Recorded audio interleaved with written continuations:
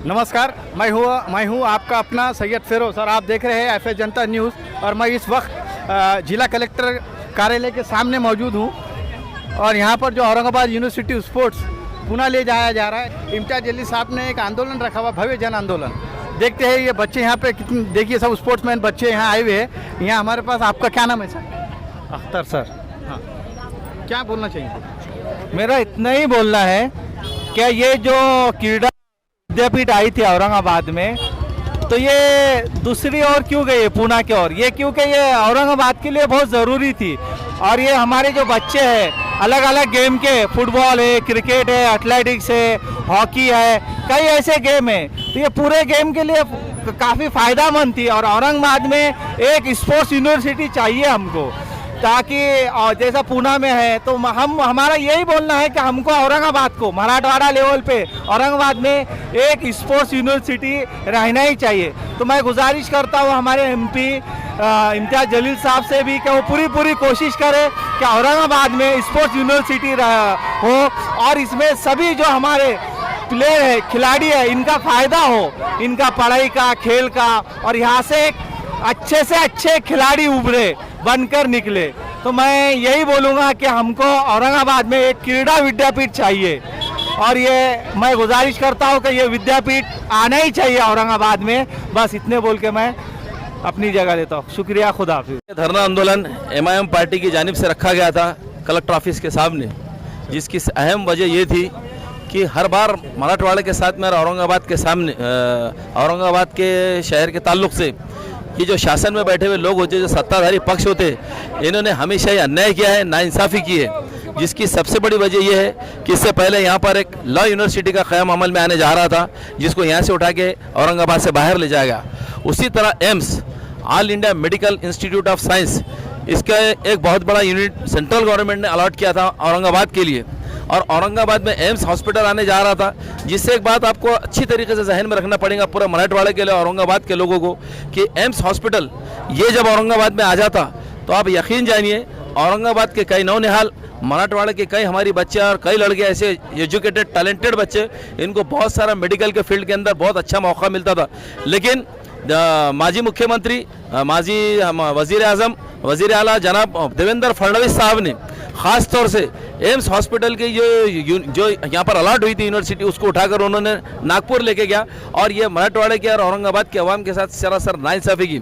इस चीज़ को हाउस के अंदर, असेंबली के अंदर पूरी शिद्दत और जुर्रत से इसका विरोध करते हुए खासदार इम्तियाज़ जलील साहब ने इसको हाउस में उठाया था कि साहब, अगर ये एम्स हॉस्पिटल अगर औरंगाबाद के लिए अलॉट हुआ है, एम्स यूनिवर्सिटी अगर ये रिसर्च सेंटर अगर ये औरंगाबाद के लिए अगर ये अलॉट हुआ है, तो आपको कोई अधिकार और हक नहीं है कि आप उसको उठा के नागपुर को लेके चल जाए। मेडिकल के क्षेत्र के अंदर, सेहत के शूबे के अंदर बहुत सारे वसाइल ऑलरेडी नागपुर के अंदर मौजूद है, लेकिन आप औरंगाबाद और मराठवाड़ा के साथ नाइंसाफ़ी नहीं कर सकते।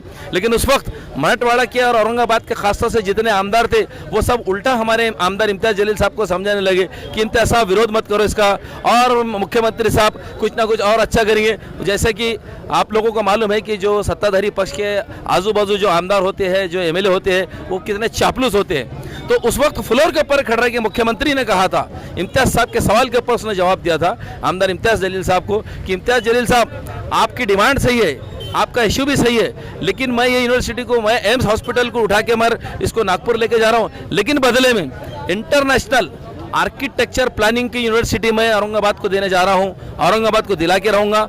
ऐसा कहते हुए इम्तियाज़ जलील साहब को समझाने की कोशिश की। इम्तियाज़ जलील साहब ने कहा कि साहब, आप वो यूनिवर्सिटी आपके पास नागपुर को लेकर चल जाए, आर्किटेक्चर की यूनिवर्सिटी, लेकिन आप एम्स औरंगाबाद को दे दीजिए, इससे मराठवाड़ा के तमाम लोगों को इसके अंदर बहुत बड़ा फ़ायदा है। उसी तरह अभी जो स्पोर्ट्स यूनिवर्सिटी, ये तमाम यूनिवर्सिटी, ये इंटरनेशनल यूनिवर्सिटी थी, ये औरंगाबाद के लिए अलॉट हुई, लेकिन ये तिगड़म सरकार, ये तीन पहिए की सरकार, किसका एक पहिया कभी लुढ़क रहा, कभी दूसरा किधर लुढ़क रहा, ये जाति मफाद परस्त लोग, इन्होंने बैठ के डीपीडीसी की मीटिंग के अंदर बैठ के ये तय किया, राष्ट्रवादी के लोगों ने ये तय किया कि इस यूनिवर्सिटी को उठा के पूना को लेके चल लेंगे।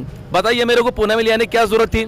जब एक्सपर्ट लोगों ने, ज़हीन लोगों ने जब इस चीज़ को तय किया कि वो औरंगाबाद यूनिवर्सिटी लगना चाहिए, उससे ज़्यादा ज्ञान ये लोगों को आ गया क्या? और जबकि वहाँ पर स्पोर्ट्स का इंफ्रास्ट्रक्चर बहुत बड़ा है पूना के अंदर, इतनी कोई ज़रूरत वहाँ पर नहीं थी। ज़रूरत अगर मराठवाड़ा में यूनिवर्सिटी औरंगाबाद में अगर आ जाती तो तमाम समाज के लोगों को खेल के मैदान में बहुत बड़ी ताकत मिलती थी, क़ुव्वत मिलती थी, एक ताकत मिलती थी। यहाँ से बच्चे स्टेट खेलने को जाते थे, यहाँ से बच्चे नेशनल खेलने को जाते थे, इंटरनेशनल खिलाड़ी यहाँ से पैदा हो सकते थे, लेकिन इनको ये देखा नहीं गया। तो मराठवाड़ा के नौजवानों को खासतौर से मैं कहूँगा, हर फील्ड के, हर समाज के, यार एक बात याद रखिए, इम्तियाज़ जलील साहब भेदभाव की और नफरत की राजनीति नहीं चलती। आप मेरे को बताइए, एम्स हॉस्पिटल अगर आता तो इसमें क्या खाली एमआईएम वालों का फायदा था कि मुसलमानों का फायदा था? तमाम समाज के लोग, दबे हुए कुचले लोग जो बिल्कुल समाजी धारा में आगे आ सकते अपने टैलेंट की बुनियाद पे, उनका फायदा था। जो हिंदुत्व की राजनीति करते वो लोगों ने कान खोल के सुनना चाहिए, और जो हिंदुत्व की राजनीति के झांसे में आते उन्होंने भी कान खोल के सुनना चाहिए कि इम्तियाज़ जलील साहब सारे समाजों की लड़ाई लड़ रहे हैं और तनहा अकेले विपक्ष की भूमिका निभा रहे हैं पूरे महाराष्ट्र के अंदर।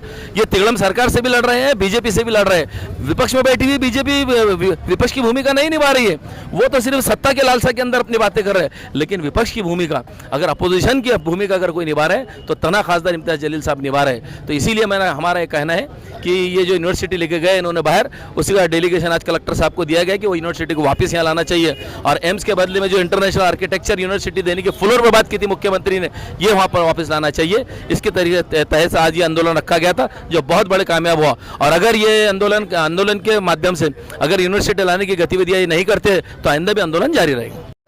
बहुत सारे स्पोर्ट्स प्लेयर हमारे नेशनल और इंटरनेशनल लेवल पर अपनी सलाहियतों को मनवा चुके हैं, लेकिन कई ऐसे गरीब स्टूडेंट्स हैं, स्पोर्ट्स लवर्स हैं, जिनको रिसोर्सेज नहीं मिलने की वजह से वो अपना टैलेंट गंवा बैठे हैं।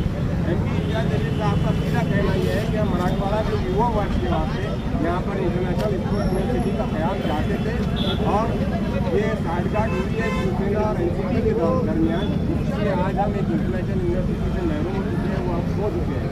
अगर कोई फैसला पार्टी अपनी जनता बचाने के लिए करेगी तो हम तमाम जनता के साथ जो है तो आने वाले दिनों में हम सड़कों पर उतरेंगे, ये हमारा सीधा कहना है।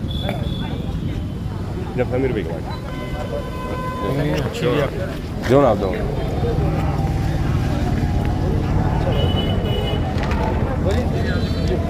मजलिस इत्तेहादुल मुस्लिमीन ने आज जो यहाँ पर धरना लिया था, इसका एक उद्देश्य है कि MP इम्तियाज़ जलील साहब ने जब आमदार थे तभी से इंटरनेशनल स्पोर्ट्स यूनिवर्सिटी का एक प्रपोज़ल असेंबली में पेश किए थे और वो तकरीबन पास हो चुका था।